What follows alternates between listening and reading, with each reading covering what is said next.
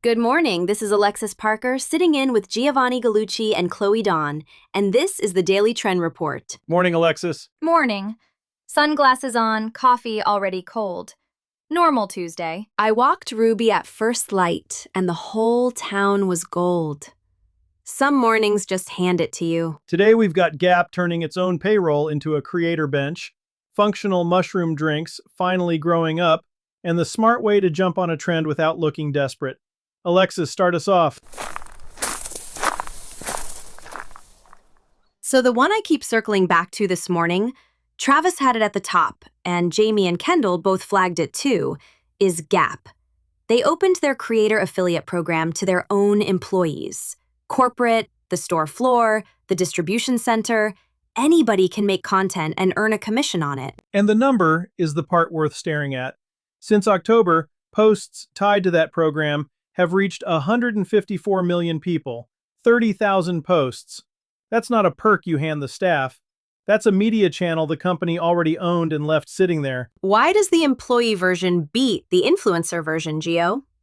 On paper, the influencer has the bigger following. Because a paid creator borrows your brand for one post. The person who folds the denim all day actually lives in it. One reads like an ad because it's one. The other reads like a coworker showing you what just came in. In a feed drowning in AI-generated everything, the coworker is the thing that still lands. Most brands are too nervous to try it. Legal gets twitchy. Everybody wants the caption approved first. Sure, and that instinct is exactly backwards. The control you give up is the thing that makes it believable. The second a store associate's clip goes through 3 rounds of brand police, it stops sounding like a person and starts sounding like the company. You can't approve your way to authentic. And you don't need Gap's payroll to run the play. Not even close. 10 people who genuinely like where they work, 1 honest post a week, that's a real channel. A small team that actually cares beats a big roster of rented strangers. The advantage isn't scale here, it's belief. And you can't buy belief on a rate card. There's a catch, though, and nobody says it out loud. The catch is it only works if your culture is good. Employee content is a mirror. If nobody on your team would post about you, that's the real news. And no affiliate link fixes it. Gap is betting the reflection is worth broadcasting. Most brands should find out the answer before they launch. So keep the rules light. 1 page of what's off limits, a real cut of the sale, then step back. Turn it into a corporate assignment and the believable part dies on contact. It fits the moment, too. The whole feed is fighting over what's even real right now. That's the tailwind. Meta's rolling out a verified badge to prove you're a human and not a bot, and platforms are weeding out fake accounts by the tens of thousands. In that climate, a real employee with a name and a face is the least fakeable thing a brand can put out. A content farm can spin up 1,000 accounts. It can't spin up someone who actually likes their job. Where do most brands trip on this? They pick the wrong people. They hand it to the marketing team who already sound like marketing. Give it to the guy in receiving who's funny, the woman at the register everybody likes. The credibility lives with the people your customers already talk to, not the ones whose whole job is talking. Okay, 3 things you can actually do with that today. 1. Make your floor staff the content desk. The person who uses it and sells it films the 20-second, here's how this actually works, and you stop hiring that out to strangers. 2. Cast for belief, not for polish. Put the employee who genuinely loves the thing on camera, not the one who looks the part. Believable out-converts pretty every single time. 3. Point your main account at your own people. Its whole job this month is to repost the best staff clip every week, so the grid becomes a rotating cast of real coworkers instead of a billboard nobody stops on. Mushroom drinks. Travis and Kendall both had this near the top. Jayme, too. The category cleared roughly $1.9 billion last year, and it's climbing past 2.2 this year. It finally stopped being the thing you try once at a wellness pop-up and never buy again. And here's the number that should change how people build product. Lion's Mane sells about 15% better as a ready-to-drink can than as a powder. Read that twice. Nobody wants to scoop powder into a blender. They want to grab a can and drink it. So, do you still lead with the mushroom on the label? No, that's the whole shift. And it feels backwards to a founder who spent 2 years perfecting an extract. Stop selling the spore. Lead with taste and a reason to drink the thing, and let the function be the support act.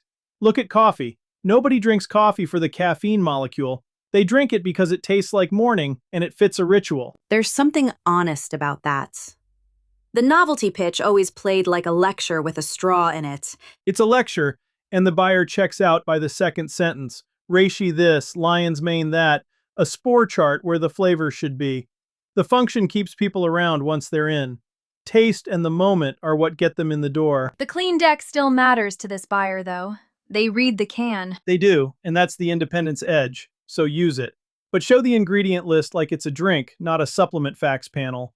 The mistake I see is a clean label brand filming this thing like it belongs in the medicine cabinet next to the vitamins. Kendall framed it as selling the feeling, not the science. Which is exactly right. The buyer wants an outcome, not a spore chart. Calm focus, no jitters, no crash at 2 in the afternoon. Sell that. The industry even coined a word for it this year, neuroflavor. But you don't say that to a customer. You show them the afternoon they wish they had and let the drink be the reason. Does the occasion matter more than the flavor then? They're the same decision. Pick a real moment and build the drink and the content around it. The afternoon slump, the post-workout, the wall you hit at 3. Make the can look like something you want on your desk, not something you hide in a cabinet. Own the moment, and you own the reason to reach for it again tomorrow. And the little brands can actually move on this. That's the part the giants can't buy back. Big Beverage takes 18 months to push a formula through committee. A clean label operator can reformulate in a quarter and talk to its customers while it's doing it. Speed and honesty are the two things the conglomerate can't fast follow. 3 moves before we go on. 1. Shoot it as a beverage, not a supplement. Film the crack of the can, the pour, the afternoon at the desk. Lead with the craving and let the function sit in a footnote. 2. Sell the outcome, not the mechanism. Skip the mushroom lecture and post the "here's my 3 o'clock clip," the calm focus with no crash. People buy the feeling, not the fungus. 3. Say the thing the whole category gets wrong, out loud. You don't scoop, you don't choke it down to feel something. Correcting the category on camera is the content, and it's content only an insider can make. Travis's tactics file this week had a clean lesson sitting inside 2 brands. One rode a wave that was already moving. One tried to build a wave from scratch. Right. Oscar Mayer put out a 2-tier birthday cake ringed with hot dogs for the Wienermobile's 90th, and they timed it to the hot dog cake trend that was already pulling millions of views on TikTok. They won coverage across CBS, Food Network, and Dexerto inside a day. They didn't invent a trend, they merged their brand into one already in motion, and that's the cheaper, faster play every time. And the one that tried to manufacture the moment? Smirnoff Ice, chasing a Guinness World Record with hot dogs to stretch the summer theme. Now, a record gives the press a reason to cover a product that has no actual news. But audiences smell a staged moment fast, and if the payoff feels hollow, the whole thing falls flat. The shareable hook is the entire bet, and that's a coin flip, not a strategy. Jayme had the flip side of the good version this morning. The raccoon. The Jimothy raccoon meme, Goodyear, Roku, Slim Jim, all piled on within hours. That's the tell right there. When a real moment is genuinely moving, speed in is the whole play, because while you're shipping, your competitor's legal team is still booking the meeting to discuss whether they're allowed to have fun. What if there's no trend worth riding that week? Some weeks the feed's just flat. Then don't fake one. Be genuinely strange instead. BMW put corners on trial in a Kafka-style courtroom spot instead of the same winding coastal highway every car brand films. The oddness is the hook. When the whole category looks identical, the weird idea is the one that gets watched and shared. Distinct beats polished, and it's a lot cheaper than a record attempt. So the through line is borrow real momentum or make something odd enough to earn its own. That's it. What loses is the middle, the manufactured spectacle that's neither writing anything real nor genuinely different. That's the expensive way to get ignored. And speed is the small brand's real advantage here. It's the whole edge. The giant has to route a trend jack through brand safety, legal, 3 approvals, and a media plan. By the time they're cleared, the meme's a fossil. You can post in an afternoon. On a moving trend, fast and a little rough beats slow and perfect. Same reason the raccoon worked and a scheduled record attempt didn't. Is there a risk in chasing every meme, though? Big one. Not every trend is yours. Jump on the one that actually fits what you sell and skip the other 10. A raccoon works for a jerky brand. It's noise for a bank. The discipline isn't speed for its own sake. It's speed on the moment that's genuinely yours. Here's what to actually do with all that. 1. Ride the wave that's already moving. Watch for the meme pulling millions this week and ship your version the same day. Borrow the reach. Don't try to buy it. 2. When there's nothing to ride, be strange on purpose. In a feed where every competitor films the identical shot, the weird idea is the one that travels. 3. Skip the manufactured stunt. A record nobody asked for reads hollow. Put that same effort into joining a real moment instead of staging a fake one. One thing before we go. This show you're listening to, I build these for companies. A daily trend report podcast in your category, in your brand's voice, going out every morning like this one. If you've got a story worth telling every day and no time to sit down and tell it, that's the work I do. Find me at gallucci.net or DM at galluccinet on Instagram or LinkedIn. Talk tomorrow.